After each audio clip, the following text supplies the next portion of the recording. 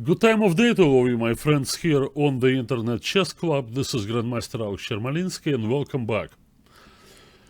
Welcome back. Live show, recap of Paris tournament, BLITZ part. Of course, we talked about the Rapid Friday 2 days ago, and now 2 days of BLITZ. We need to recap that. Well, obviously, some things that we expected and some things that we did not expect. So, alright, first off, the final standings. I have them, I believe, right here. Now, let's study this. Okay, this is what it shows. That at the end of both 3 days of Rapid, that was 9 games, and 2 days of BLITZ, where they played each other twice, that's another 18 games. The final tally for 2 players, Carlsen and Vasilyev, was 24 points. They got to that score in a different way. Magnus took 14 from the Rapid. He actually scored 7 out of 9. But those games counted twice as much as BLITZ games. So a win would give you 2 points and draw would give you 1 point. I think that's the right system for this, because less games in the Rapid, twice as many in BLITZ. So we should count the Rapid games, give them more weight. Now, Carlsen was ahead of Maxim Vasilyev by 3 points coming into the BLITZ. But the way that BLITZ tournament played out, Carlsen was able to score only 10 points, while MVL had a fantastic BLITZ tournament. It scored 13 out of 18. Now, that's a great score, like in any company, but considering the opposition, it's amazing, really. Now, what is this? Is it +6? Yeah, I think so. No. 6. Okay, so 50% would be 9 points. +8. Oh, pardon me. +8. How about that? Now that's really a huge score. 13 out of 18. So on the strength of that, MVL was able to tie with Magnus, and then they had tiebreak. Tiebreak was just two BLITZ games. I don't even know the time control. I wasn't following them live. But Magnus won. Guess what? It's everywhere on the internet now that Magnus won every tiebreak he was involved in since the year 2007. And there is even a list of those. Then perhaps I could scroll down and show it to you. Let me try. Carlsen tiebreak results. Okay? Here they are. That's his tiebreak results. In the past 10 years. Since he's lost in the candidates tournament in the list to Aronian by minimum margin, then look what he did. 3, 8 wins and tiebreaks against all sorts of people, right? I mean, Ivanchuk is on the list, Caruana, Yuan Yi, that was convincing in Qatar. Obviously, the most important one was in New York. Yeah, World Championship match, beat Karyakin. And now, MVL is the second time. It comes to a tiebreak. I will remind you that one in December 2015 in London was very important, because it was for all the marbles, not only for the win in the London tournament, but also for the whole 2015 Grand Chess Tour. So there was a lot of money at stake. Magnus handles those situations like no one else. Yeah. No, well, I don't know what's more surprising, that how Magnus wins at the last moment when it counts, or how he puts himself in a position when he has to do those heroics. Let me now offer you a cross table for the Blitz tournament. Let's just study it a little bit. First of all, I want to make sure that MVL, yes, he did score +8. Now, there are 2 losses over there. Actually, one of them came in the first half. If you look at the results when they play each other, right? The one on the left, the draw between MVL and Nakamura, is from first day, right? And the second result, MVL's win over Hikaru Nakamura, is the second day result. So if we study that, what do we see? That he lost both games that he lost. One loss came against Caruana and one loss came against Karyakin. But they both came on the first day. On the second day of the tournament, MVL was like out of this world. Really. I mean, it's just, how many points did he score? I mean, I'm trying to figure out. Oh, okay, let's see. Win over Nakamura, 2 draws, that's 2 out of 3. Win, 3 out of 4, 3.5 out of 5. And then another draw with Topalov. So he only gave 2 points, right? That's just amazing. 4 draws. 5 wins and 4 draws. That's insane in this company. Now, Hikaru was, Hikaru in Blitz. Obviously, everybody knows about Hikaru's skills in Blitz. And he proved that, although he's probably a little unhappy, I'm particularly looking at the second day. The first day, he won that part. He was 7 out of 9 the first day. And others, including Carlsen, could only score 6 out of 9. So Hikaru was looking to increase his lead in the Blitz, and therefore maybe win the overall thing. But you see losses over there. All 4 losses Hikaru suffered today. That's really unacceptable by his standards. I understand that he has reasons to be unhappy. I haven't really analyzed his games very deeply today. Everything's happening very fast, but, well, nonetheless, I see 4 losses to MVL, and then to Wesley So, Etienne Bakro, Shakhriyar Mamediyarov. I mean, yeah, that's how close Hikaru came. If he was in better shape today, how close Hikaru came to actually winning this whole thing.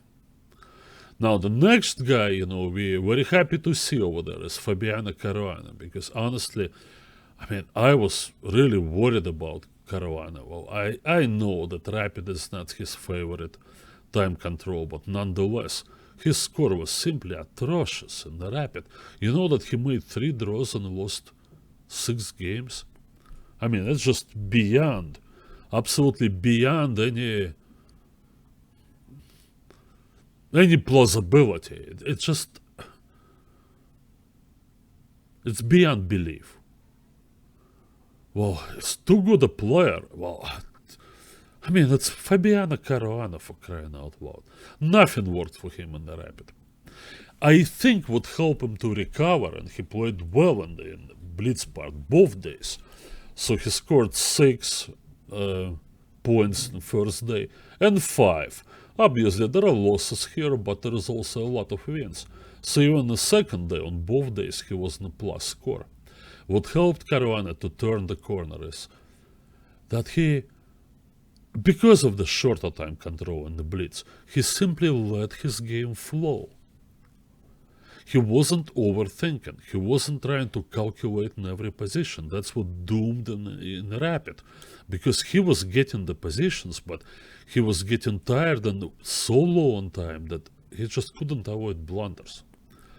I might say that if Fabiano was in a better form, apparently, he's not at his best now. His results in the classical they're okay, but I mean, considering that at some moment of his career, Fabiano was at 28.50 at the start of that Sinquefield Cup in 2014. Well, he hasn't made a whole lot of progress in the past 3 years, more like spinning his wheels, and staying above 2800, but barely, and currently involved in that race for 2 qualification spots for the candidates, and it's not sealed up yet for Fabiano. But truth to tell, still, if he just... I mean, even if he was in his best form, I think his approach to rapid games was wrong, was simply wrong. You just can't calculate everything, and 25 minutes is not enough for that. In this tournament, I would like to remind you, they didn't use the increment. They had delay. Now, of us American players, of course, we're very much familiar with delay.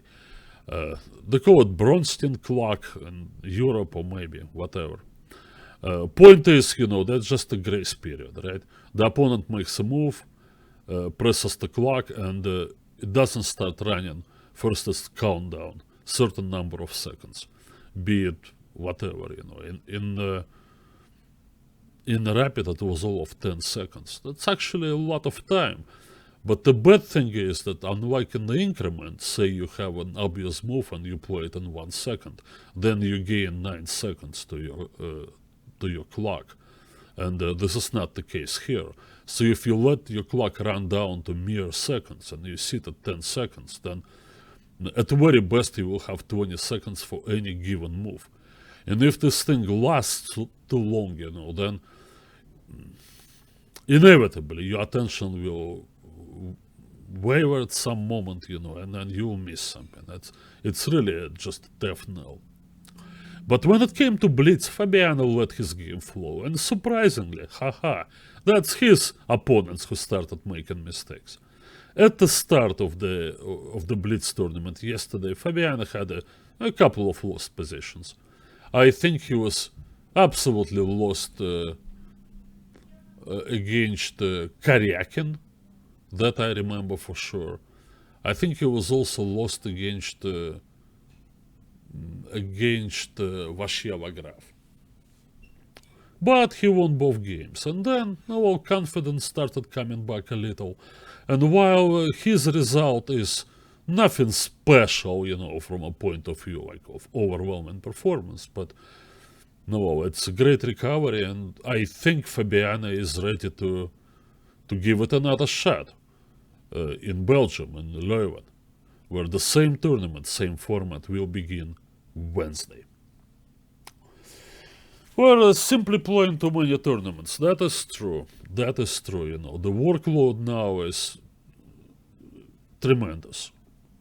That's why they get paid the big bucks, right? Maybe as far as the career span, maybe burnouts, but so far so good.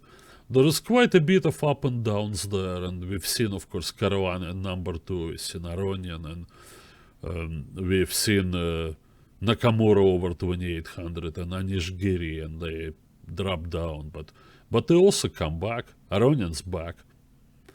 It's just different sport now with all these tournaments, one after another. Yeah, there is no time. First of all, this is no time. You make your own path, and career, and life and everything. Kramnik, for example, refused to decline this invitation to play in this whole thing. He's gonna appear only as wild card. I don't know in how many tournaments. That's actually interesting if you look at this thing, Let me move this up. There is some useful information here. Okay.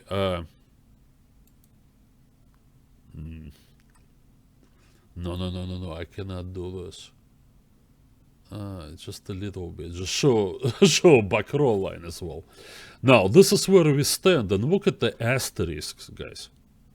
Now, Grishuk, Mamedyanov, Topalov, and Bakro. What do I mean, those asterisks? They're not participants of Grand Chess Tour. Well, it's a one-shot deal for them. Okay, it's entirely plausible that they may be invited as wildcards in future tournaments. So far, the wildcards only have been announced for the Leuven tournament. We're gonna have Kramnik, Giri, Ivanchuk, always good to see Vasily, and Badur Jabava. I think that's gonna be a real treat to see Jabava playing his chess in this company. Alright, but also you can see that not all of the regular participants of the Grand Chess Tour got to play in this. They will actually get to play only 2 of the BLITZ/Rapid combo tournaments. There's going to be 3 of them. Paris finished, Leuven coming up next week, and then St. Louis, right after the traditional classical Sinquefield Cup. So, yes, looking at all this, well, we can, well, perhaps we should return to this a little later, but now let me make a jump back to this. And there are amazing things about this. Is the cross table from the BLITZ, since we're recapping the BLITZ today. Those of you who missed the recap show on the Rapid, well, maybe it can be found in archives somewhere. If you're not sure where to look, no, ask Leon, he'll tell you. Alright. Coming down next, Karyakin equal 4th together with Carlsen. No, well, Sergey also played better, just like Caruana. He played better in BLITZ, much better than in Rapid. Perhaps for the same reason. Somehow Karyakin only shows his best, when he's totally on the ropes, back against the wall, any way you name it. Like when he has these bad positions, bad endgames. He's extremely resilient and resourceful. In the BLITZ it comes a little quicker, you probably, you get into this kind of read and react mode, you play largely intuitively. And I think in general, Karyakin just plays more active chess when he plays BLITZ. And for Sergey in particular, that's the ticket. His old problem, it's coming back, it's creeping back on him. It's just too passive, his plays, particularly of the black pieces at times. So he was able to kind of fix it, for this great run in the World Cup 2015 and the candidates. But it's a recurrent issue with Karyakin, so he needs to take care of that, and I think his play in the BLITZ is encouraging. Next comes Magnus Carlsen, also 10 points. Well, you look at this, 10 points out of 18, it's a plus score, right? It's plus 4.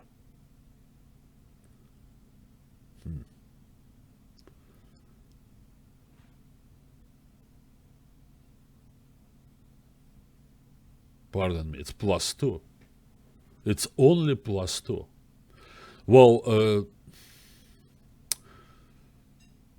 if you look back at how this whole thing started, right? The start of the BLITZ, Saturday, yesterday, Magnus won his first 4 games. I remember that. 4 games he won. So, in the last 14 rounds of the BLITZ, his result is just 6 points. That's minus 2. All in all, in the second day of the BLITZ, which was today, Magnus was only able to add 4 points to his score of 6 from Saturday. That's a minus score again. Minus score. Now, how do you explain that? More interesting, if you look at the individual results on this Magnus's row, right? 5. If we look at this, what do we see here? I see a shocking discrepancy. It's absolutely shocking. Look, from the players in top half of the tournament, he only scored 1 win. 1 and only win he scored. That was against Fabiano Caruana.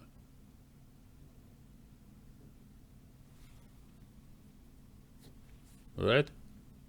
Yeah. He lost twice to MVL.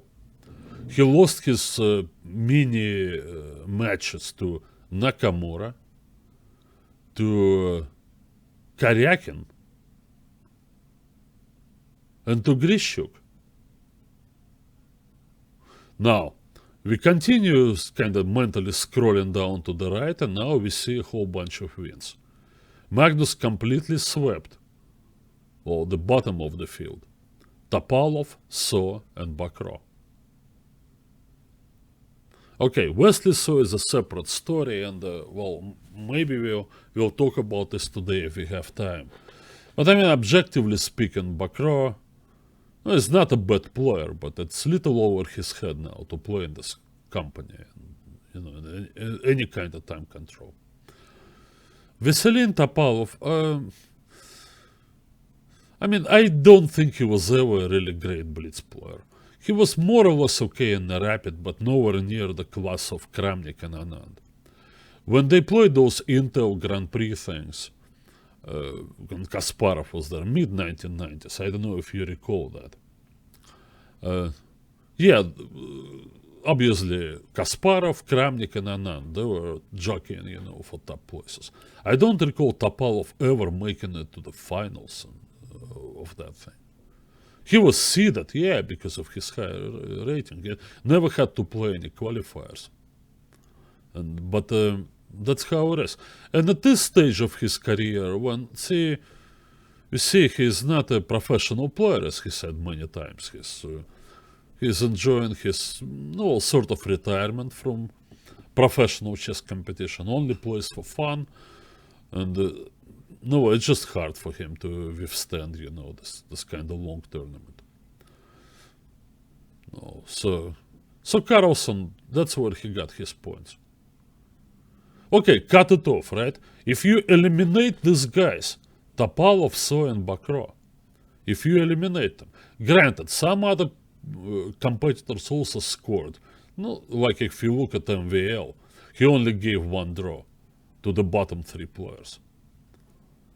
But I mean, still, you take away those 6 wins from Magnus. What is the score? 4 out of 12? 4 out of 12? And that's against the best blitz players. Okay, there are not the full quorum over there.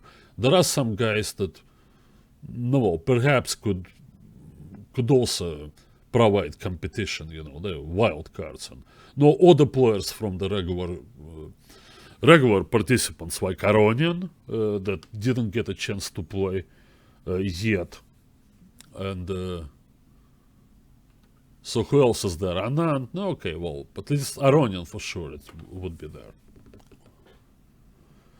Well, Topalov resigned his games with a smile. He didn't take it too seriously. He knew that he would not be able to withstand this whole thing, in order to compete for major money. It's just a little bit a modest payday over there. I don't know how much money he had. He ended up, getting 7,500. Not too shabby, right? I mean, puts food on the table.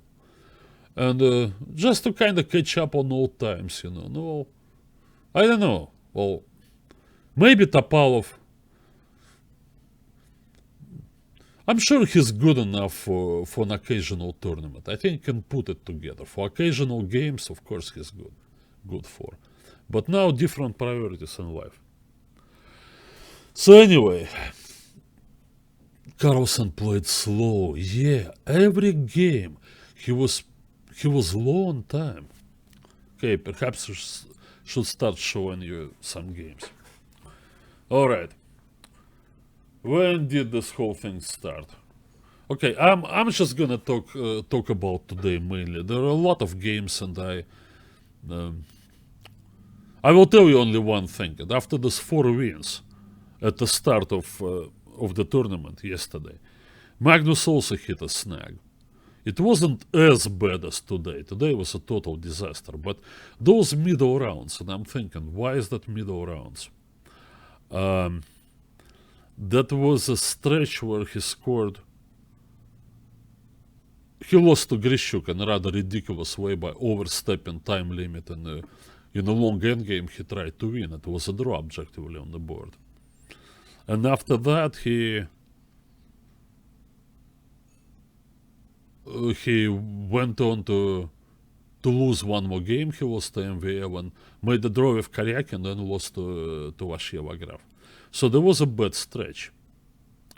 Then he drew Nakamura. So the stretch actually was 1 point out of 4.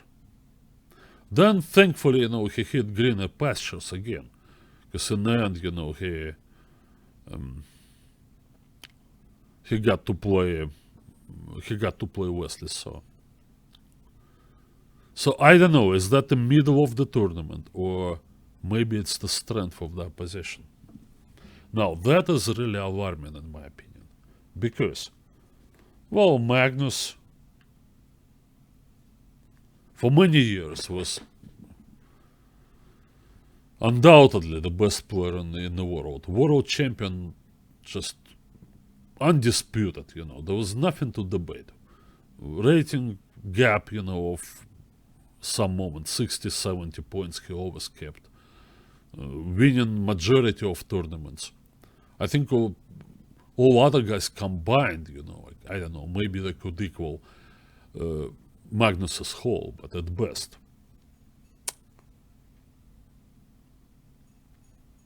Now, we talked about Magnus's recent, it's already maybe going on for about a couple of years, struggles in classical tournaments. His rating is down from the stratospheric height of 28.89 to 28.22. We can no longer talk about Magnus's domination in classical tournaments.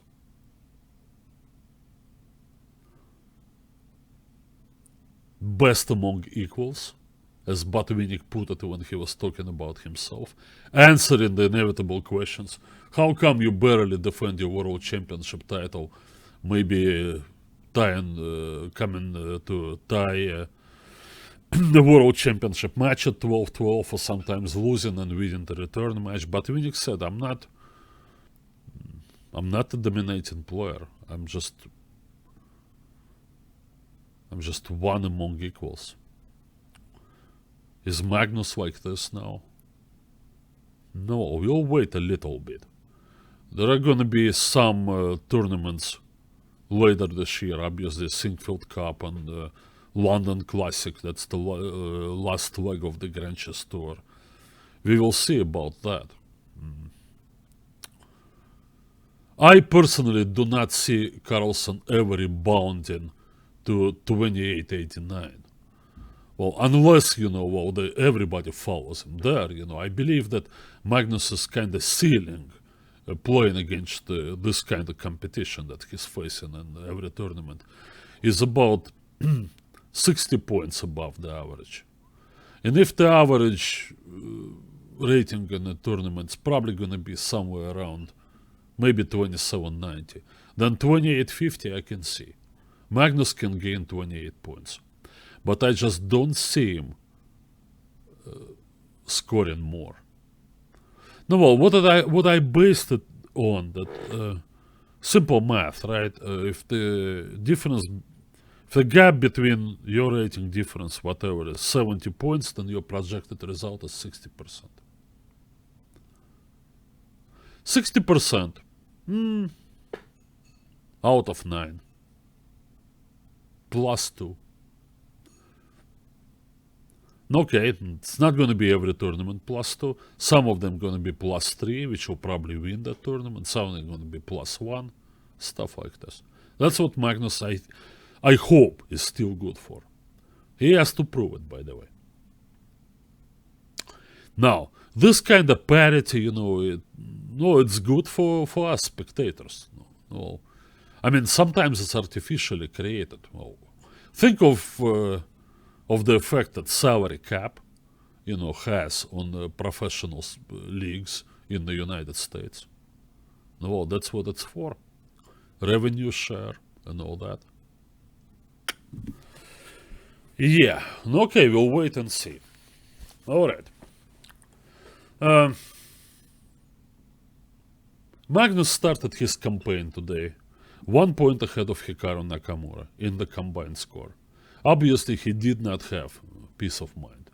Nakamura was able to have Carlsen's lead over him, and while others, maybe Grishuk, did not play as well as he capable of in the Blitz, and Mamedyanov totally faded away. He actually had a bad Blitz tournament.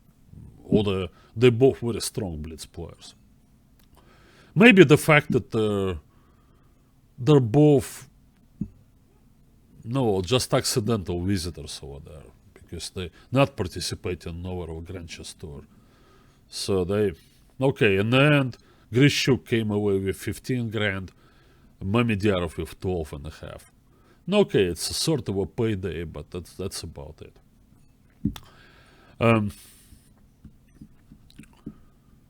So mainly, I think, Carlsen worried about Nakamura. As it happened, that Nakamura, we already talked about this, also had pretty bad day today at the office.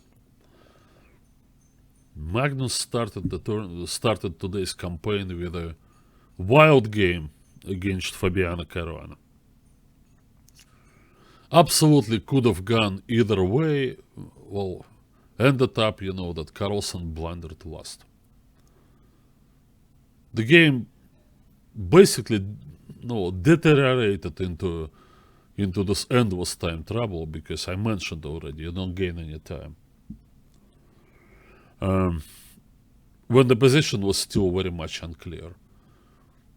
Now, Caruana was happy even with that, because in the rapid he would sit there, and then with giving his opponents, 5 minutes of thinking time, while already, sitting there with only seconds left. So anytime, his opponent gets in the same situation, it was a big plus for Fabiano. In the end, surprising, but deserving win. Magnus kind of shook it off, and he was probably looking over his shoulder. Nakamura didn't start very well. So Magnus scores his points, as expected, beating Bakro and Topalov. And everything looks more or less okay. And then, where do I start? I think I should start with round... let me see. With round 14.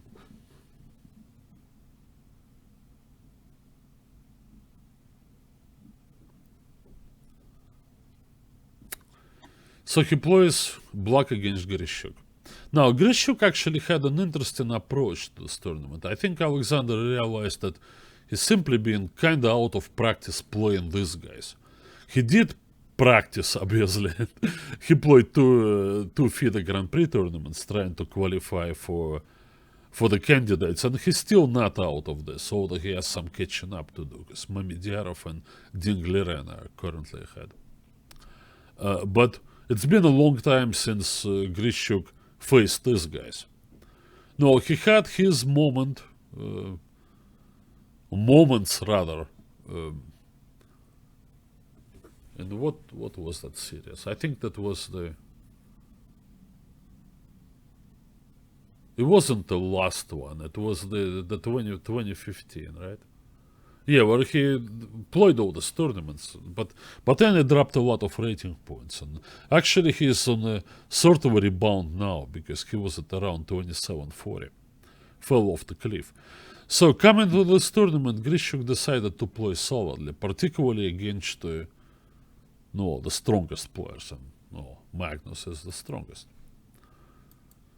And he consistently followed this strategy in both Rapid and Blitz.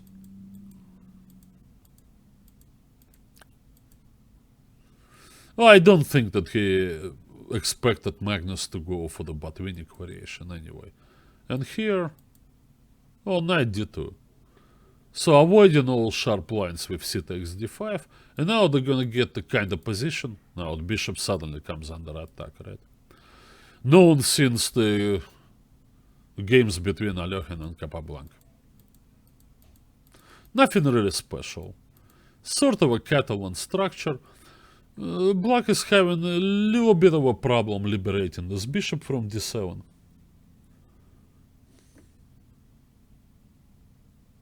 Oh, Marcus, interesting. Carlsen played Karyakin today, right? Barely arrived in time. No, I don't know. Well, it's hard to speculate about all this. Well, I mean, I know the internet is abuzz with rumors. They're talking about girlfriend. I mean, I don't know. Don't get me wrong, but I mean, it's private life, whatever. And besides, no, it should be positive, right? I mean, he's a young and good-looking celebrity, multi-millionaire. Should enjoy the fruits of his work, right? Well, why should it be a distraction? I don't get it. I don't. Well, secondly, the media, they on his case, there was this unpleasant incident with Maurice Ashley. Maurice said something to, I think it was at the end of the Rapid thing, when the last game, in order to keep his lead and win the Rapid part of the tournament, Magnus had to win in the last round against Etienne Bacro. And he, apparently, according to Ashley, he didn't do it in a very convincing fashion. Well, I don't know. Well, I agree with others who said Bacro played well and sacrificed a piece. And Magnus went, I don't know, he went to say, like, look, what can I do? What do you mean my play was not smooth? He sacrificed a piece, I took it, it was random, this is, what more do you want? What do you want with me? Repeated that, what do you want with me, a few times. Well, my position on this, that while Ashley obviously is involved in commentating very heavily, being part of the St. Louis team, sometimes it helps not to forget what it's like to actually play chess.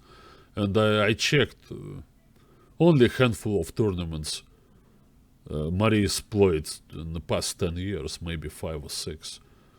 And nothing since 2014. No, chess does look much easier when, you don't have to do it yourself. So anyway, I'm sort of on Magnus's side in this argument. Besides, I don't think, that Magnus blew him off, so rudely. No, there was certain strained emotion in Carlsen's speech, but I don't think it was totally out of line.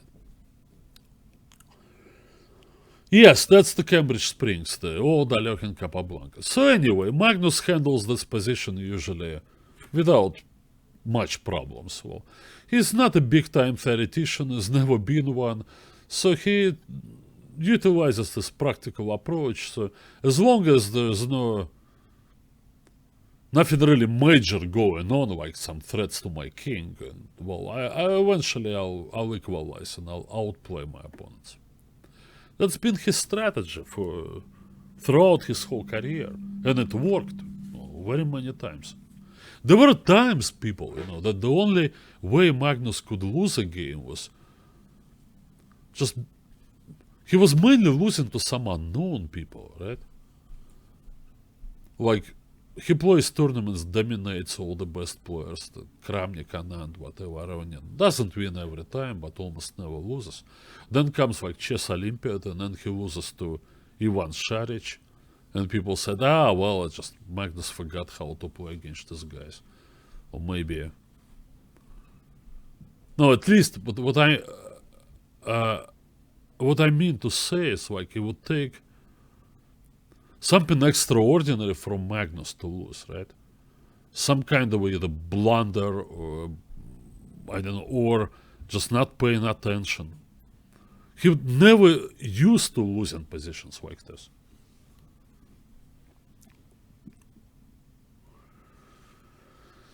Well, okay. Grishuk that's his game plan. Play solid chess. Whatever it is, he just came to take some money, right? Fine. He has no future in this Grand Chess Tour and plays. Now, Magnus decides it's time to break out. He plays c5. Actually, I think that the old Magnus,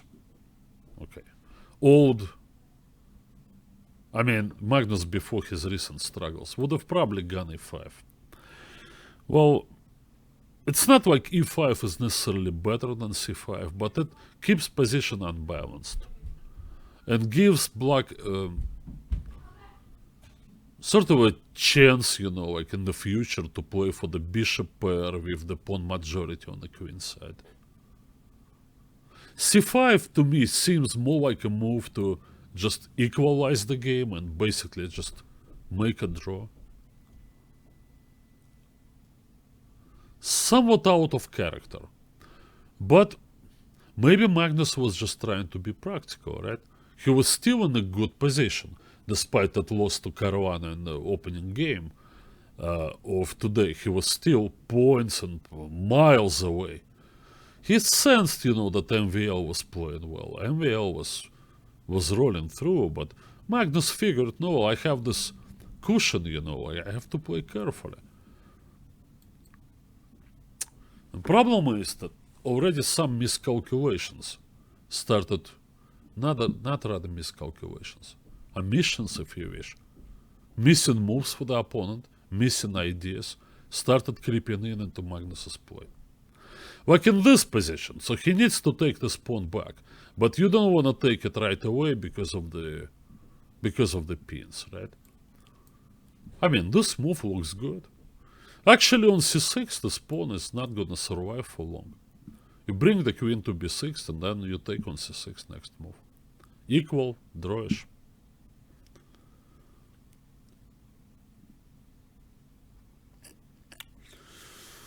Well, mathematical. You have a point about behaving in front of the camera and all that. Well, put it this way. Chess is getting more professionalized these days. Now, Grand Chess Tour is prime example.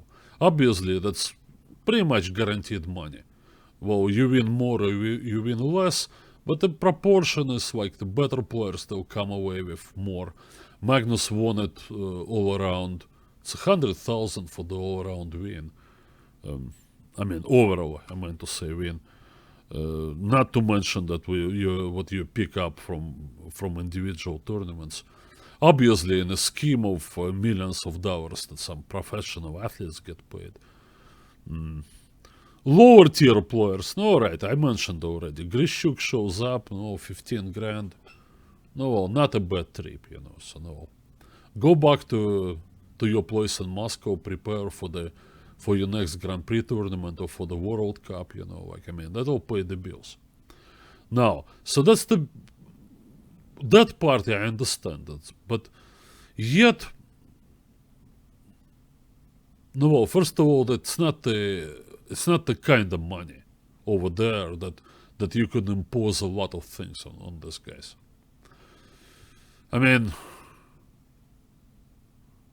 When you sign a contract that pays you $10 million a year, and then they tell you, when we travel by plane, you have to wear whatever, suit and tie. I don't know if this rule still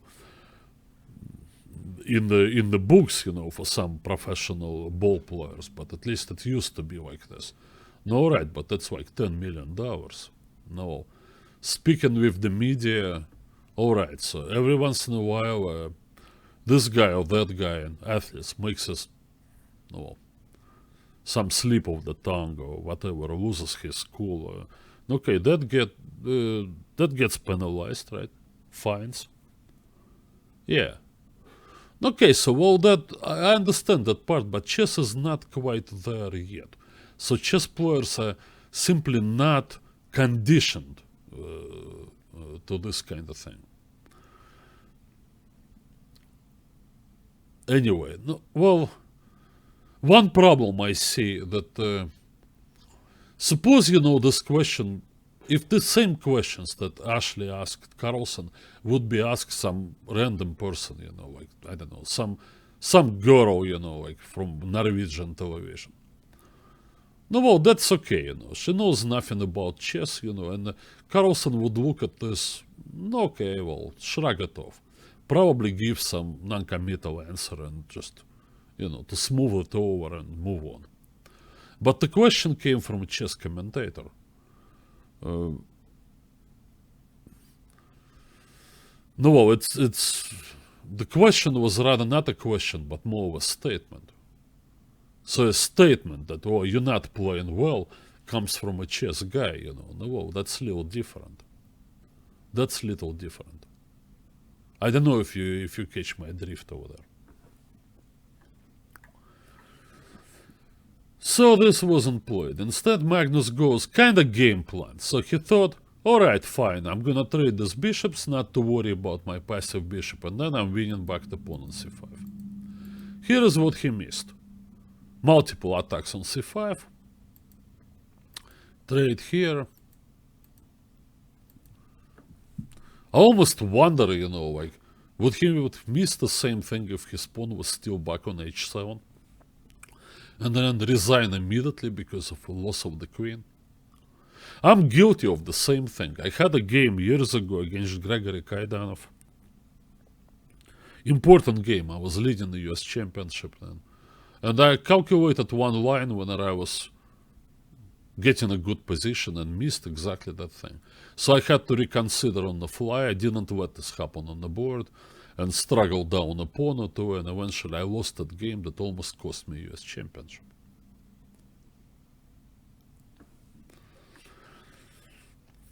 Luckily for Magnus, there is king h7, but now check.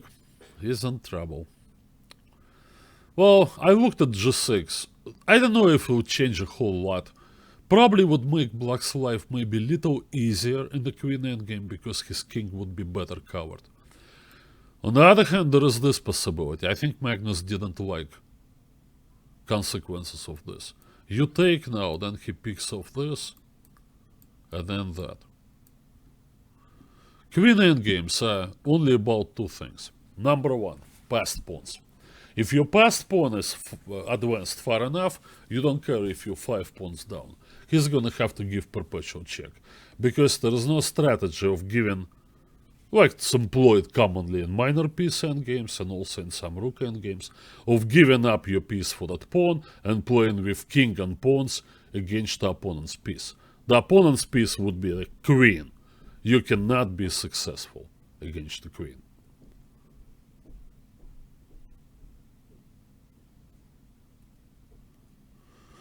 No, well, Dirk Jan has been in this business for a long time. Well, I've been interviewed by Dirk myself. No, he knows what he's doing.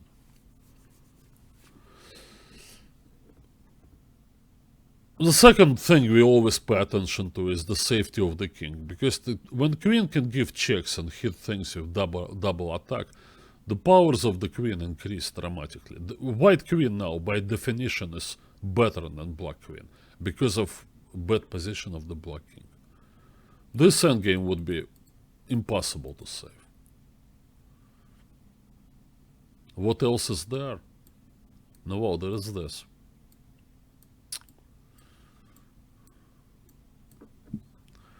Well, once again, you cannot give up f7 because then your king's going to be cut off and you have huge problems rook endgame.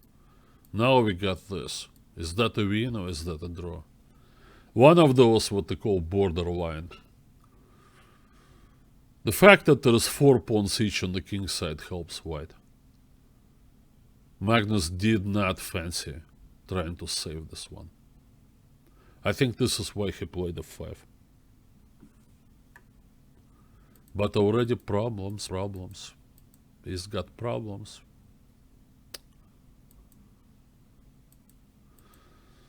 Okay. This is where he aims, right? a4. No, sort of a familiar pattern, right? In those positions. You gotta look for perpetual checks.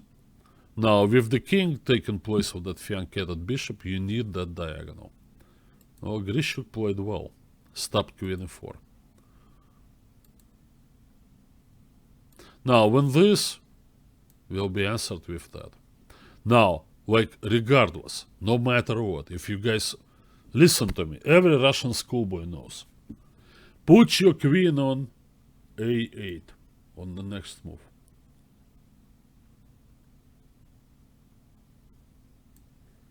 Queen c2, this is your star move. Protect your king. Now, you don't need the king in play in order to convert your advantage of a passed pawn. There are some other types of queen endgames when you run up with your king, but they are mainly with absence of passed pawns. The queen can shepherd that pawn all the way through. It's not unlike a rook, you know, that will be stuck in front of the pawn. The ball is totally here in black's court. He has to find a way to pry open the position of the white king. I don't believe it would be possible here. Most of the endgames are just dead lost. Well, how's that for a warning sign? Out of nowhere, out of a normal position that Magnus played those throughout his career, he makes one misstep, misses that rook d8 check, and he knows he's in deep trouble. Okay, he played that. Well, Sasha, queen d4 looks like an obvious move. You centralize, you push his queen away, you aim at a7. Wrong move nonetheless. Every Russian schoolboy knows. You take the diagonal, and then you advance your pawns. Well, I looked at e5. I see no other counterplay. e5, e4, and then perpetual check here. I don't think it would have worked. What to do here?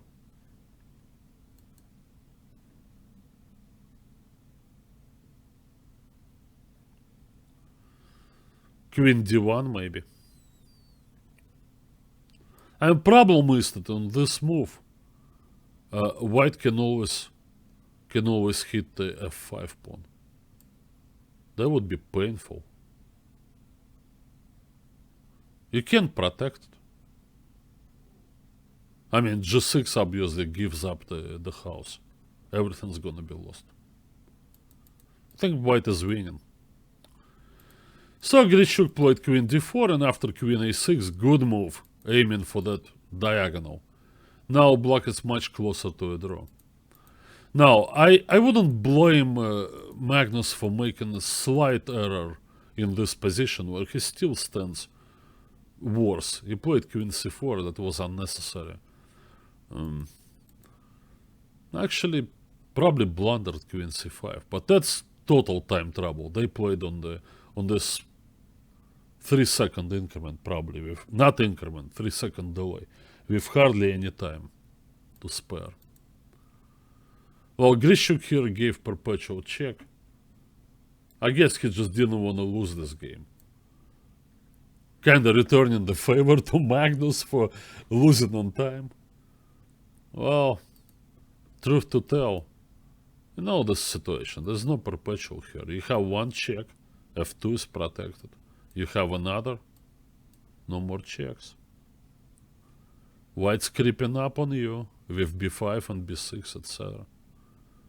Tough endgame to defend. So, but Grishu gave perpetual check, but that was a warning sign. It didn't really hurt Magnus that much in terms of his tournament standings, but I think he felt real bad about his play in this game. Well, there are some players. Karpov, prime example. They absolutely don't care how well or how badly they played. They only look at the result. Greg Kaidanov told me the story. Years ago, he was playing Karpov in one of the Steelberg knockout tournaments. And so it was a 2-game mini match. So Greg prepared. So he looked at some game that Karpov played and analyzed it a little bit and thought it was okay. And then for him. So they came to play and repeated a lot of moves from that game. And Kaidanov was really better. Significantly better in this game. But then somehow I think they drew this game and maybe Karpov won before. So anyway, Karpov goes through. So when they go over the game and Karpov is in a good mood because he won a tough match and he qualified for the next stage. So he was gracious, to go over the game with Kaidanov. And Greg says, well, Anatoly Evgenievich, I prepared for this game. I looked at your game against whoever. Karpov says, I remember that game. I won it. No, he indeed won it, but he was lost in that game. Karpov has no memories of being lost in that game. He remembers he won it. Magnus is not the same. Things like this, that bad game that he should have lost and he knows. Magnus is a great expert on technical positions like this. He knows endgames like no one else. He knew that he played wrong. And I'm afraid that affected him. Next game. Karyakin. Okay, these guys have history, right? Oh, that's just goes so long. World Championship match. No, Karyakin did hurt Carlsen's pride a little bit even after the match, when he outpaced him in the World Blitz. Carlsen won World Rapid. It was in Qatar, in Doha, at the end of 2016. Magnus won the Rapid part and he won the Triple Crown, right? And he was leading the tournament some moment, but Karyakin outpaced him and took it by half a point. Well, since then they played, of course, and Magnus probably enjoys his advantage there. I think he beat Karyakin in the Rapid. But now they play this game. So once again, the routine stuff, right? So I was looking at this and I thought, okay, for the entire World Championship match, Sergey, with all his preparation group of coaches, could not pose problems at all. I mean, in the opening for Magnus. Every game that Sergey had the white pieces Magnus was equal after 20 moves. No, it was delay. There was no increment. Marcus, I think you're wrong.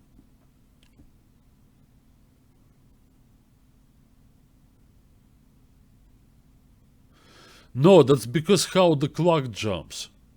Bronstein clock, first unlike our delay in the United States when there is a countdown, with Bronstein, it jumps and it returns.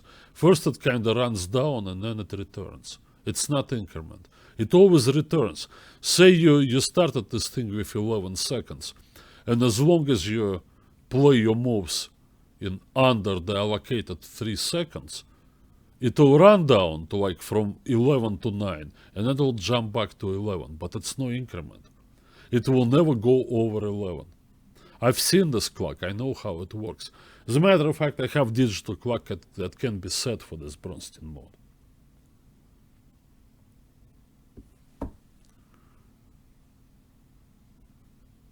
Marcus, I think you're wrong. They don't gain time. Well,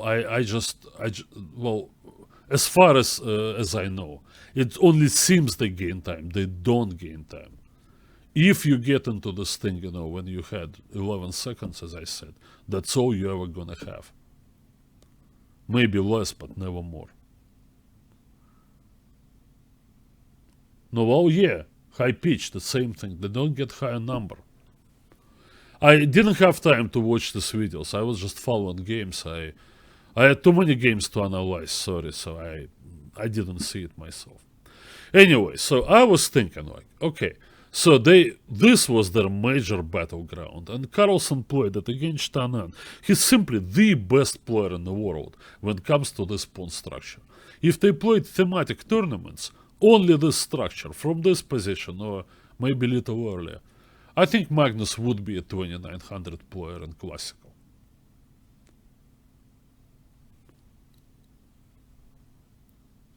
Look what happens. So he does this. Trade. Knight e7. This is a standard move, but I think it's a mistake in this position. It would be a good idea to bring the knight to g6 to protect e5 in case of white's standard plan with d4. But look what Karyakin did. c4. He's just not playing in the center because there's nothing to be gained in the center. He's playing on the queen side where he has more room. The advancing pawns. And knight on g6 is far away from d4. Now a5 is interesting, but few moves later. Let me get to critical moment after 23 moves. I mean, white has quite sizable advantage here. Everywhere on the board. I'm not used to this, that Magnus gets outplayed in his favorite structure. So first, you know, he makes his oversight and struggles in the endgame against Grishuk. Now he gets outplayed by Karyakin. Maybe for the first time in the structure, and they had many tries.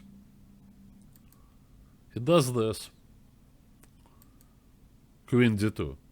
It was already pointed out that Sergei had this enterprising idea of sacrificing that extra pawn back to push c5. Yeah, looking at that bishop on b8, I don't have much trust in black's position. Everybody pointed out this possibility. Muting me? Why? Who mutes me? Am I muted? No. Hey, you don't make jokes like this with a streamer, because some things may go wrong. My microphone can be knocked down. XSplit can start playing tricks on me. Okay, no M word here during my broadcasts, please. It makes me extremely nervous. M word. Okay, we're going back. He played this. And now Magnus, he wanted to evict this knight from f5, but he couldn't quite play g6, right, because of the h6 pawn.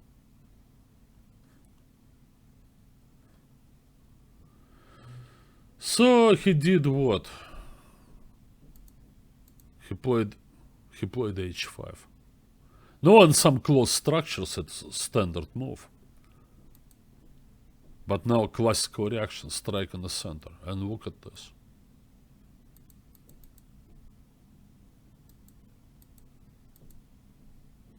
There is really no solution here. Black either got totally outplayed or he played himself in trouble because of the move h5. He's down a pawn. Somehow the double a pawn. What to do? I mean, could play this conceivably, but then it's passed pawn on the a file.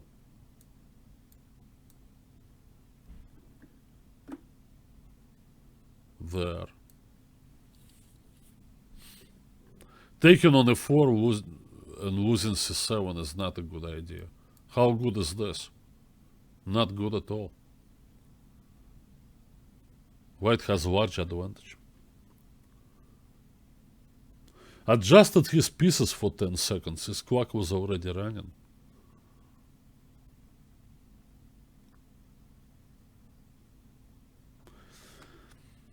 I don't know, maybe a5 was, but I think he moved the knight to e7. That's where, and g6. That's where his problems began.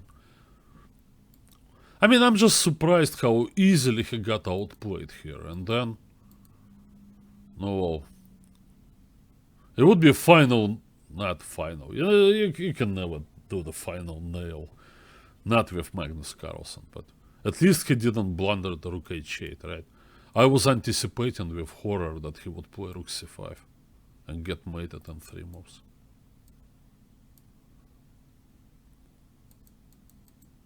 Maybe he saw it a few moves ago, anyway. At least played queen e6. Well, problem is it costs the queen. Now, I don't want to show the rest of the game because there were some mistakes and maybe there were a moment or two where Carlsen could have built up a sort of a fortress, but well, Karyakin was winning too, so he made some mistakes. Now, basically, the game is over. In this position, White simply has a winning advantage. I don't know if a5 was a mistake. A crucial mistake. h5. h5. h5. I mean, the position is unpleasant. He's worse. But h5 made this breakthrough in the middle much stronger because of the idea what happened in the game. h5 pawn was lost. Imagine if that pawn sits back on h6. Then what does White have? Nothing. He is down a pawn suddenly. It's only because of rook takes h5. Karyakin even went for all this stuff. h5 is the question mark. a5 may be dubious mark, question exclam. But h5? No, underestimating danger to his king has been a recurring problem with Carlsen. Obviously, he more than makes up for it by winning his games. But it used to be like the only way to beat Carlsen would be just to take advantage of his cavalier approach to defending his king. This is more like an old Carlsen loss.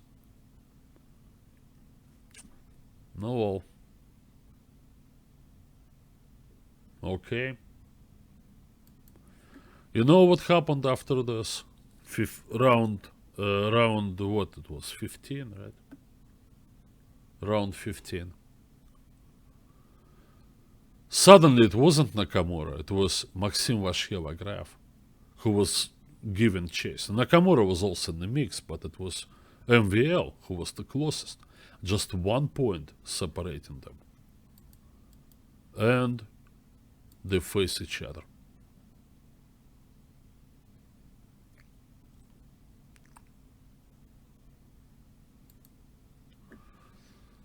That's an interesting game because it shows the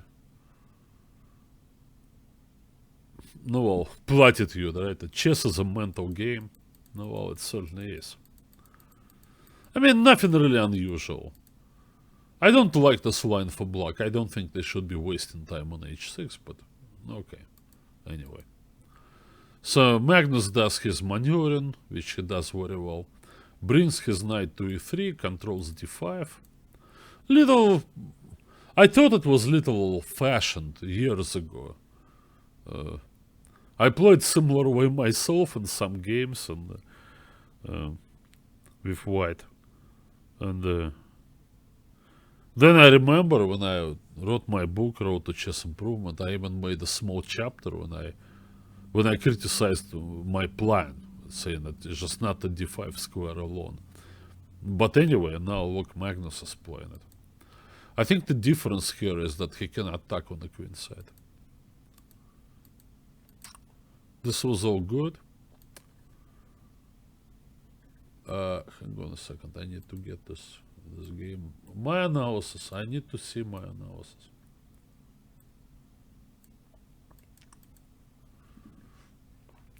Now he plays the right move, this, a5. No, well, I already gave praise, you know, to Vasheva Graf's result in this tournament. It's 13 points out of 18 in Blitz, tremendous. And altogether, no, they finished equal with Carlsen. Because of the tie-break, you know, MVL comes away only with 10 points. I personally think that they should never, ever have tie-break for Grand Chess Tour points. Never. It's absolutely wrong. It's wrong on all levels. Fine, you know, you play for money, you play for winning individual stage, you know, for trophy, for whatnot. You know, well, you can have your tie breaks, blitz games, whatnot. No, not for this. You know, you can't really reverse the 5 days of competition in just one game. What's wrong with sharing those Grand Prix points?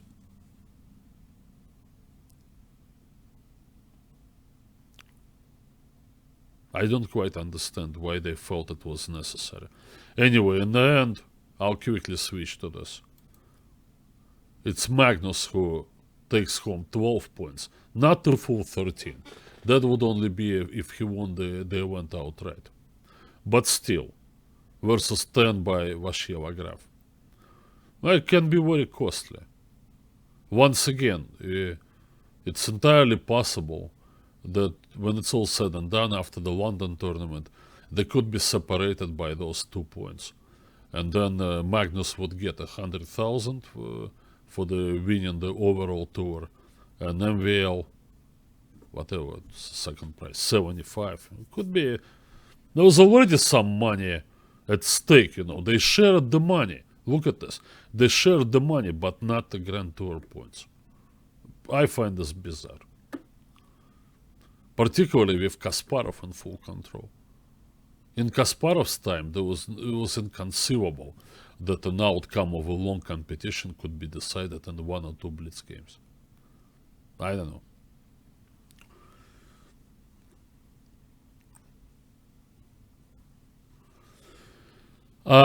Yeah. Okay, I'm coming back to this. C3. So MVL, I mean, he's a risk taker, right? And he values initiative above material. He probably looked at this line and figured, I'm active. No, indeed, there is quite a compensation here for a pawn. I'm not sure, you know, that capturing on e4 would be the best move here. The pieces are a little shaky there. They may become subject to various tricks.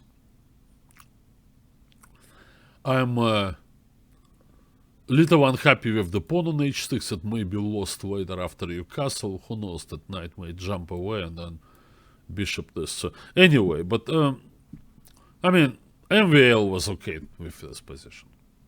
Magnus wasn't. That's not his style. Magnus always had this healthy skeptical approach to those things. Yeah, sometimes, you know, as I said, he would leave his king too weak and too undefended. But not the case here. And most of the time Magnus would say, like he said after that game with Bakro, right? Rapid. He said, no, he sacked a piece, I had to take it, and it was a position. Already Monday in Leuven, yep.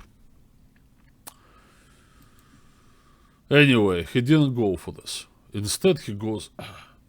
I cannot explain this move. The only 2 explanations. Or he decided to totally muscle this thing into his favor. This whole thing, you know, like, me, I'm Magnus Carlsen, I don't care about the position. I go forward and I win. I don't care in an objective evaluation, but Magnus really is not like that.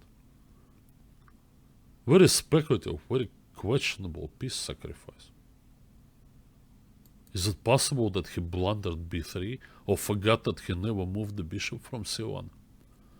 In the kind of state Magnus was, I wouldn't put anything past him in that situation. I know it's only temporary, but since today's show is pretty much about Magnus Carlsen, well, I'll hazard a guess however ridiculous it is, that he missed b3.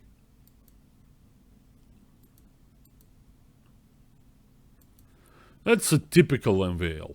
So he doesn't want to be on the defensive. Even if, objectively speaking,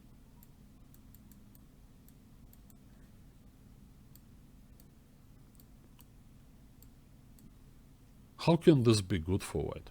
So many pieces on the board, the pawns will not queen.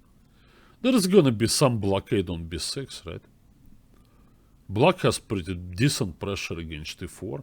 Maybe possibilities of playing d5. Eliminating the pawn on b3 may cost white the e4 pawn. Well, black's much better here. I mean, chess-wise, you know, that idea of Magnus Carlsen with sacrificing a knight was... I don't think he was that desperate, really, in a tournament situation. No, he was upset. Last two games lost to Karyakin and barely survived against Grishuk. But still, you're a full point ahead of this guy, right, in the whole thing. And you play him. Why give up a piece? I think he blundered. So MVL played this. Objectively, it's weaker. Although black does have a lot of play, and it's the MVL's kind of play. Tactical.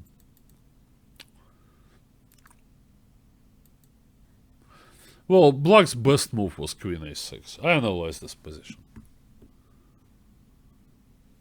Marcus also thinks that he just blundered b3. Suddenly started thinking when that move came.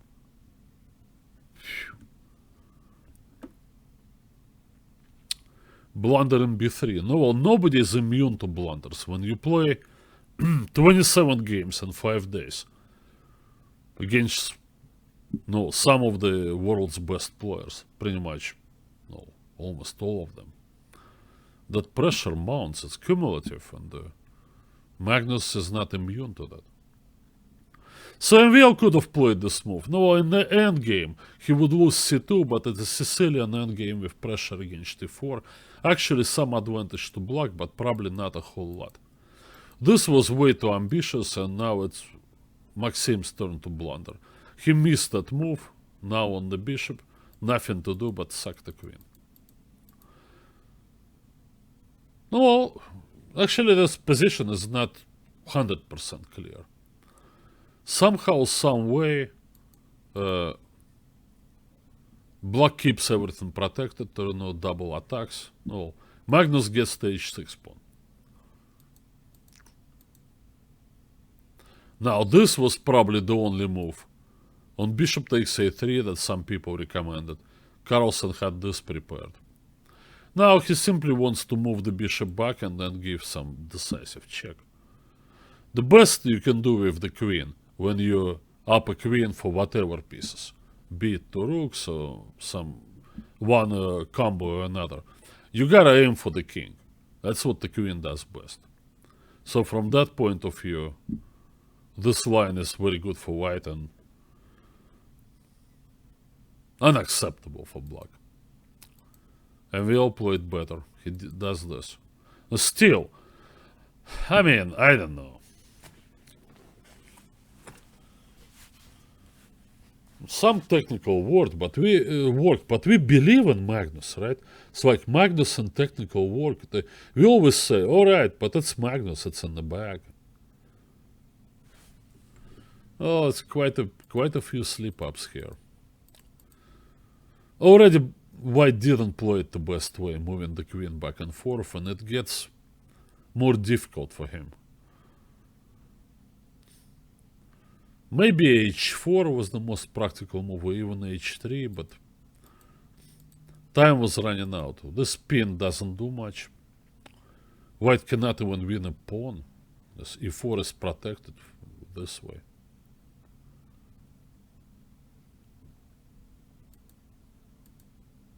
Now bishop d8 saves the rook.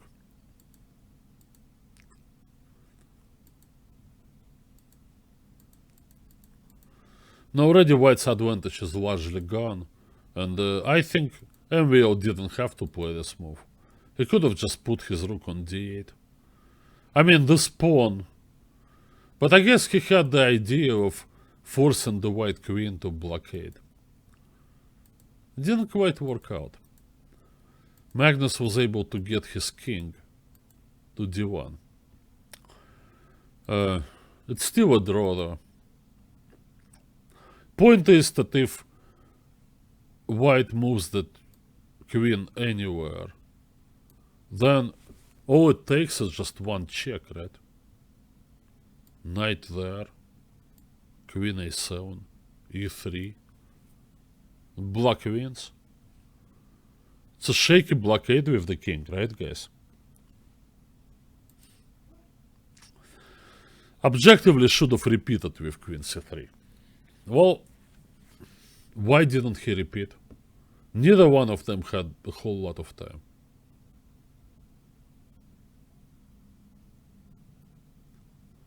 I think that's anger.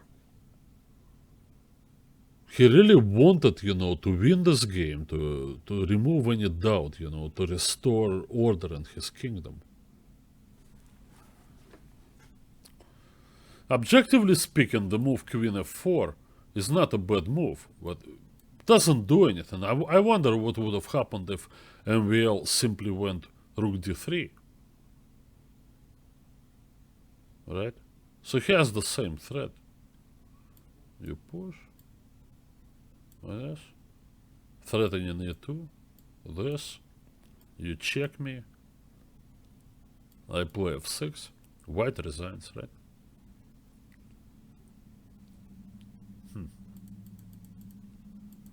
I think you have to return to e5.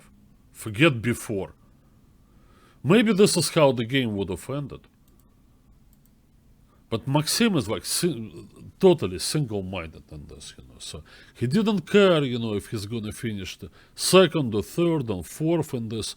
He knew that he was on this streak, He was hot, and Magnus wasn't. So there is some justification to what happened in the game. Although objectively, g5 is a bad move.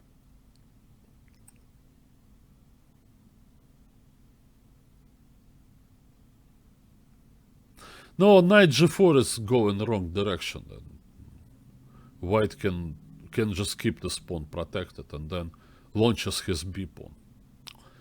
So this to protect g5 and attempt to return to rook d3.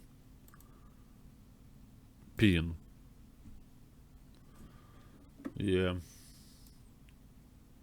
So little time here for Magnus. Once again, so little time. King g7. Maybe he paid no attention to the last move, but black did unpin the knight. No, there were still ways of dealing with this whole thing. Maybe just move like queen b5, hit that pawn. I don't know if white can win this, I'm not sure. But this, knight d5, 0-1. Knight c3.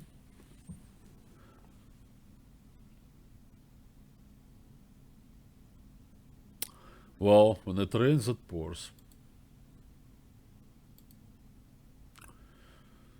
So now they're level.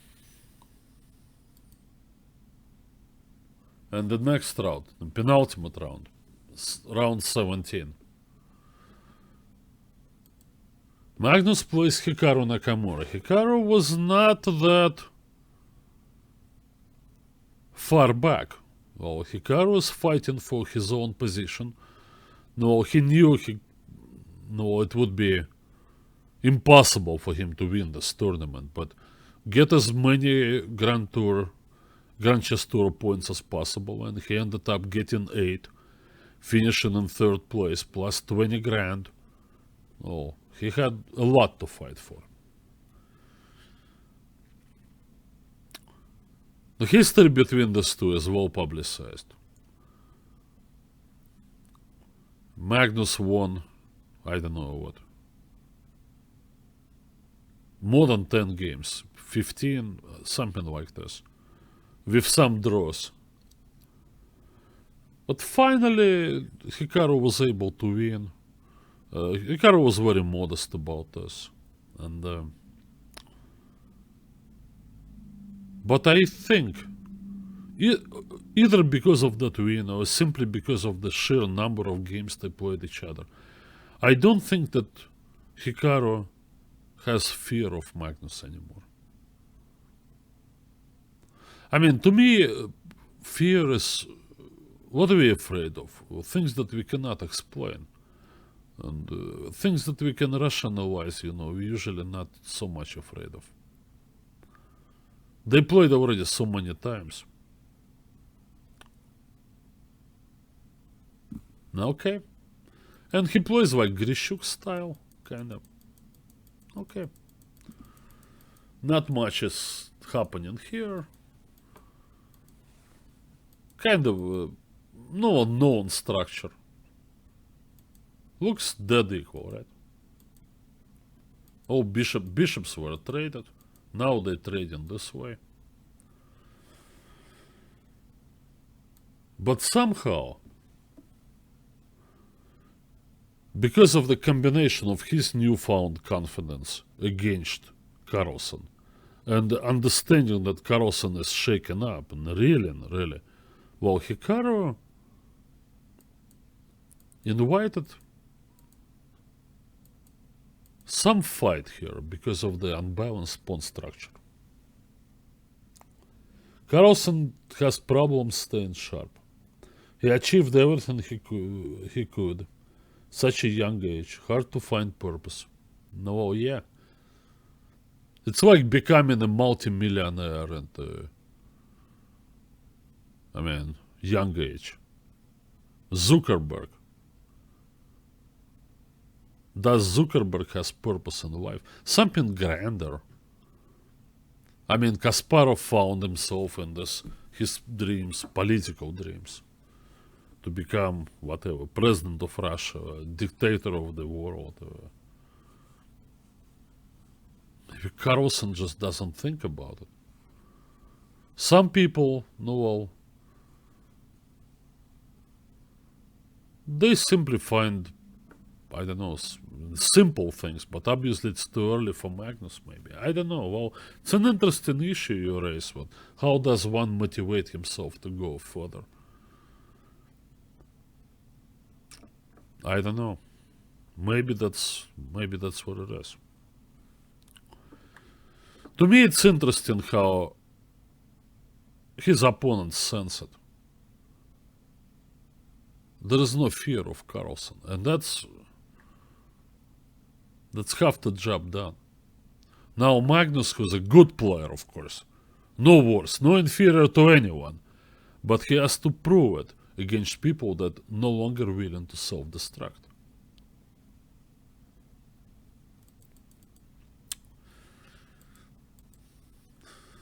Lack of precision too. Alright. Clearly that the white knight is coming to e5. White's one advantage is the open d file. Possibly some pressure against the b7 pawn. This was in order. Get the knight to c5 immediately. The knight is protected, that pawn, the d7 square. Then, you work on it. This white has no advantage here. Different story here. Some edge to white. You can't move this knight anymore. Rook d7. Magnus didn't used to make mistakes like this.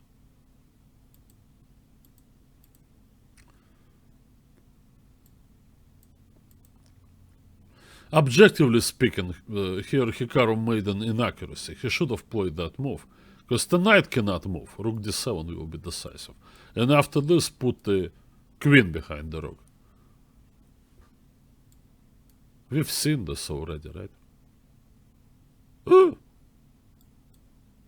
Take. Knight g4.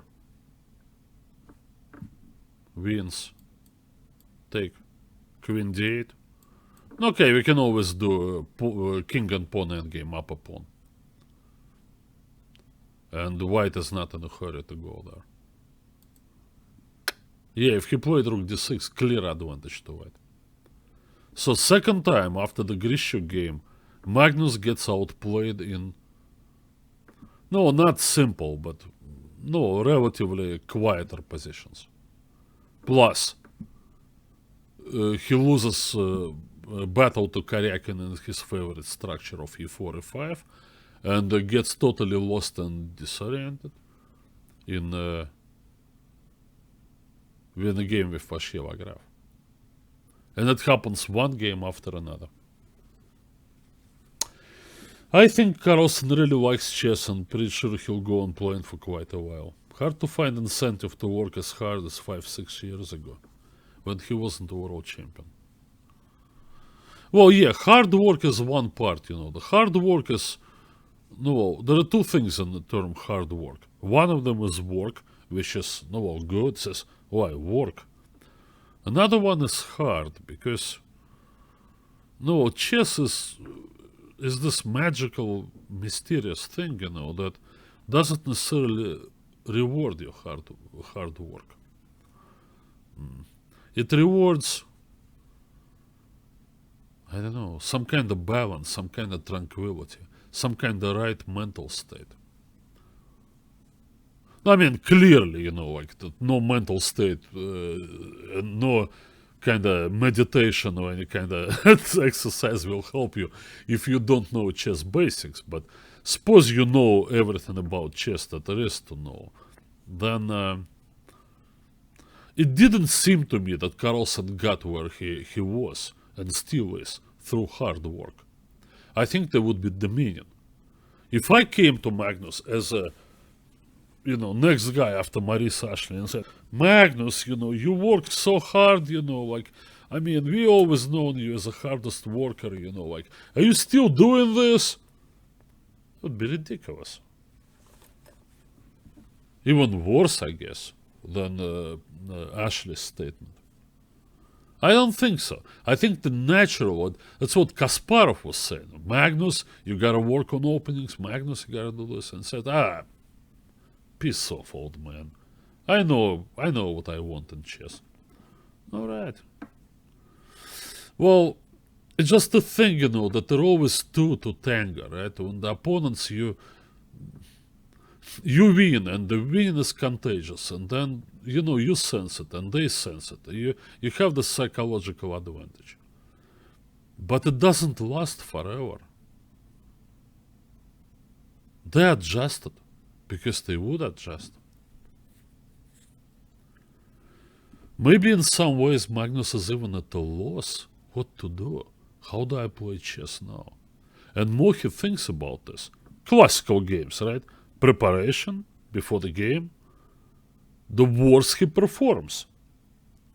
He needs a nemesis. I don't know. We had this discussion the other day. Somebody asked me, who would you like to see in the... Or maybe with you guys, by the way. Who would you like to see as Magnus's next challenger, World Championship match? I said Dingley Ren. Fresh blood. Not much history between them. Young, good physical shape. I don't know. Yeah, this helped Black to solve the king problem a little bit, but there is a weakness now of the knight on f6, but... Look at Hikaru. You know, they use every trick in the book. Now, Magnus will not take repetition. He's only level with MVL. Would Hikaru necessarily take repetition if it happened? Well, we don't know. He's just probing him. He only repeated once. Maybe he would have gone here. Magnus cannot bear a thought of finishing the game in repetition. He plays King G7. It's not like King G7 was such a great move. Well, it's about equal, this whole position, but...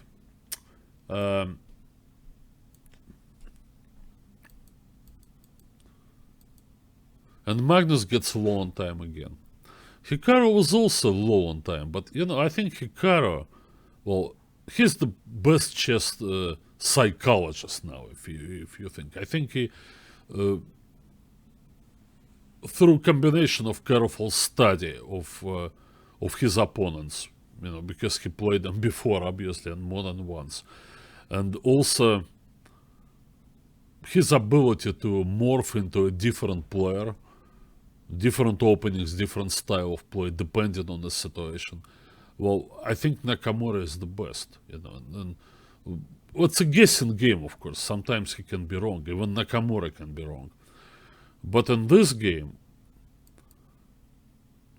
I think he was spending time, maybe a little bit more, than he normally would, because he was just drawing Carlsen into this time scramble, where they're arguably two of the best players in the world, right? When it comes to playing instantaneously. I mean, bullet chess. But Carlsen was not in the best shape at the moment, after scoring only half point out of 3 and losing his lead.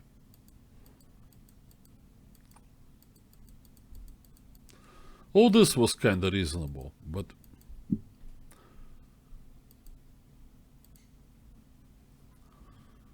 actually Black even won a pawn. I mean, for life of me, why didn't he take this pawn?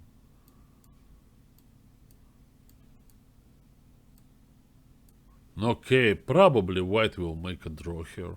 The king is out of the way, and it's notoriously difficult to convert in rook and knight positions when the opponent's pieces are active. It's just difficult to queen the pawn. But, I mean, there is no risk. Maybe some blunders. Now it's White who's not risking anything, right? Losing mistake? I don't know if it's losing, but no, well, he had this, I think. Yeah, why not? Rook b6? No, well. Let's just eliminate the most dangerous pawn on a5. Magnus was totally drifting. Arguably, the way he played this endgame was the worst he played in this tournament. Worse than a terrible blunder against MVL. We're so used to Hikaru beating people in situations like this. He's very quick on the uptake, sees tactics instantaneously, but Magnus was not slower than him. They had those battles, then online and otherwise. And now, in this, Magnus looked totally overmatched. He tried to set him up for this thing, This would be a mistake, right? Maybe because of this. Although there is still knight before Hikaru didn't give him that chance. Now the pawn is very strong. Well, still probably, just do this, take. Hopefully you can give up the knight for the b pawn. Maybe you can. At least there is a try. And then eliminate pawns and make a draw. Even that didn't happen.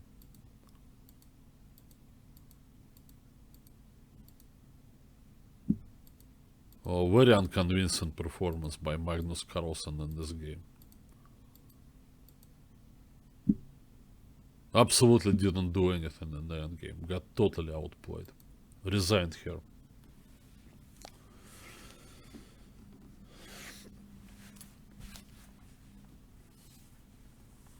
Oh, nobody's clearly favored against Magnus. Now, seriously. Okay, they will start playing again, right? I think we've seen enough games. Let's just kind of round this up. A little talk. So, an hour and 3/4 talking about Magnus Carlsen mainly. To me, it's the biggest news. Well, I think Maxim Vachier-Lagrave and Hikaru Nakamura, they deserve full praise for playing well in the tournament. And Well, probably same goes for the wild card invitees, Grishuk and Mamidyarov. They didn't embarrass themselves, not at all. No, they may still be back. They both in their still in the early to mid 30s, and no, not they haven't spoken their last words. Karyakin, some recovery. Fabiana, huge recovery after disastrous rapid. No, things should get better for both Sergey and Fabiana. Wesley, we never talk about Wesley. Wesley is in terrible crisis. No, he scored what?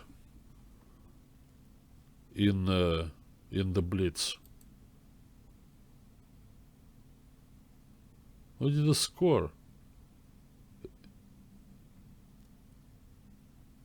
He starts off the Rapid with winning first 2 games, right? That was Wednesday. That was the last time, he was a factor in anything. Then he plays Rapid 2 more days. Thursday and Friday, 6 games altogether. Never wins a single game, loses 2. Finishes the Rapid part at 50% score. But then plays this, scores 1/3.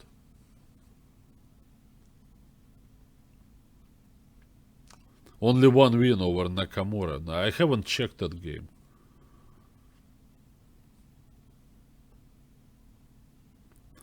I think Wesley is in crisis because his initial climb was due to few factors. First of all, he's a good player. That's for starters. But it's not enough to be a good player. They're all good players, right? Well, he was a fresh face. They weren't sure what to expect. And Wesley himself, he didn't put any pressure on himself, right? So he just played, let this game come to him naturally, was not forcing anything, and got to be number 2 in the world. I was always a little skeptical. I am always a little skeptical when they talk about, oh, this guy's number 2 now. He's going to be playing Carlson next year. No, we've seen this game of musical chairs before. And some people stayed longer. Well, Wesley is still kind of there, but I mean, he's not playing like it. He's nowhere near playing like number 2 in the world now. He's somehow... He just keeps the appearances by circling the wagons and playing defensively and all that, just basically trying to score some points to avoid a complete disaster, which is admirable, of course, but no, he also has to think of how he's going to reinvent himself and get back to his winning ways. Already at Norway Chess, he stole Giri's thunder by playing 9 draws, and realistically only had winning chances in 1 game against Karyakin.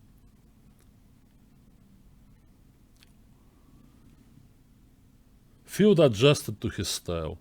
He's the new draw master. Now, well, one good old friend of mine, a grandmaster too, he said, there is only one way those long drawing series end. They end in losing.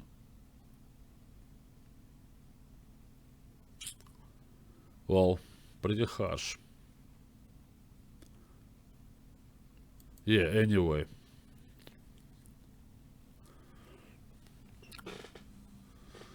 So, that's where we stand.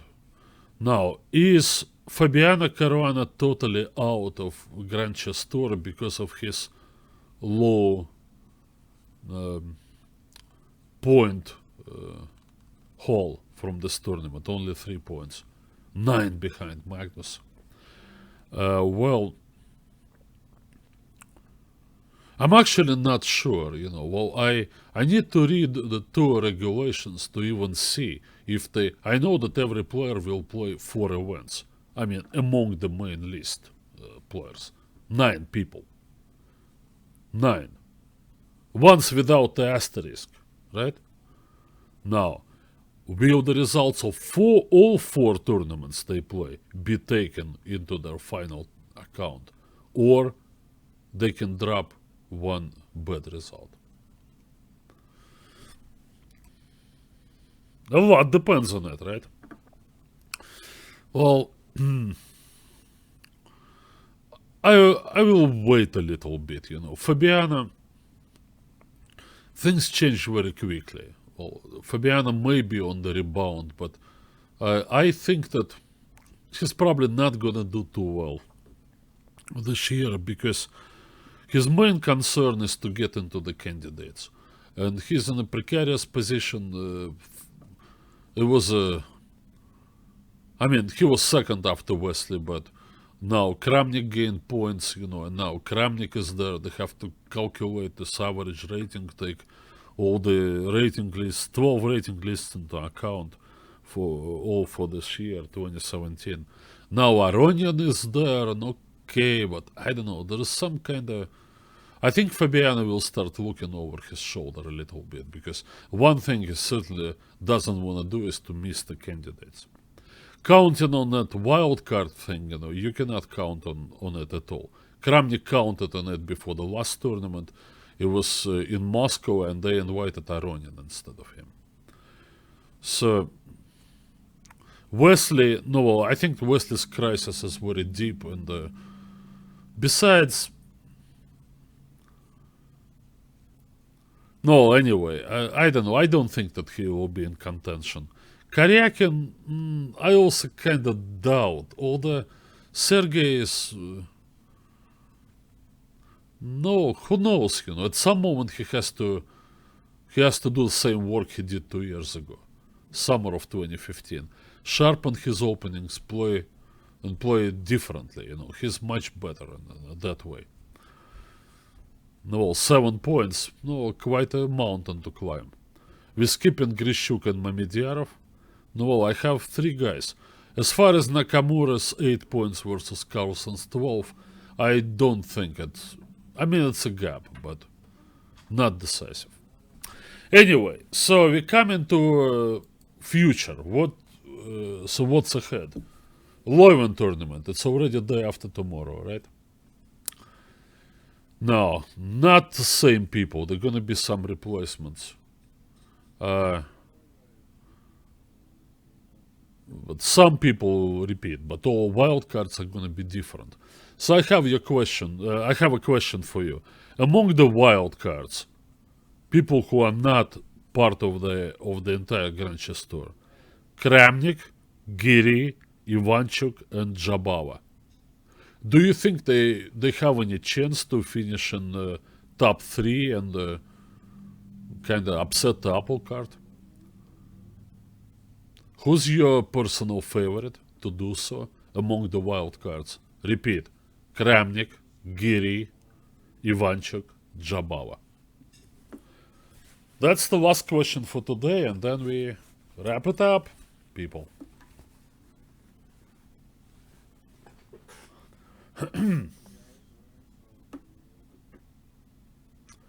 Ivanchuk. Ivanchuk will certainly win some nice games. To me, a big question is, does he have it in him simply physically to go through 5 days of competition? No, he won the Rapid, right? Rapid World Championship. No, well, Ivanchuk is a very popular choice. No, well, certainly some heads are gonna roll when Ivanchuk is there. He also has this tendency to make Magnus Carlsen's life more difficult. Kramnik, same thing, you know. I just don't know if Vladimir did the wise thing of refusing declining his invitation for the entire series of tournaments. Last year he played both Paris and Leuven, and I think he just got so beat up. I remember in the BLITZ in Leuven, he lost 6 games in a row. 54 games against best players in the world in a span of 11 days, so is it 12 days, you tell me. It's too much. Kramnik said, thank you, don't wanna do it. I'm actually okay. Jabal also gonna win some games and he's gonna play wild games, but I just don't think that his level is quite good enough to be in a plus score overall.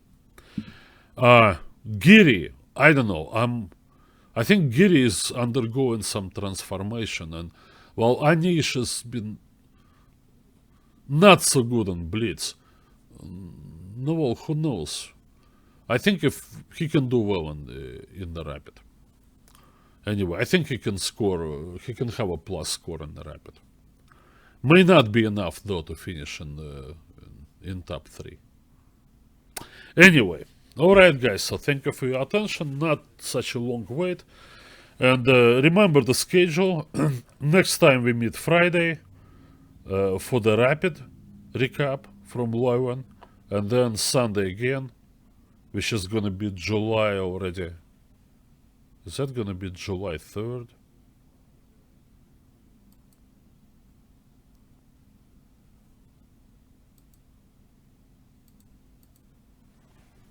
No, it's gonna be July 2nd. Yeah, July 2nd for the recap. 2 hours of my time. Hey, I have all the time in the world, you know. I'm happy to be here, and well, this is what makes this whole thing worth my while. Okay, I actually got more work to do today, so if you excuse me, well, I bid you good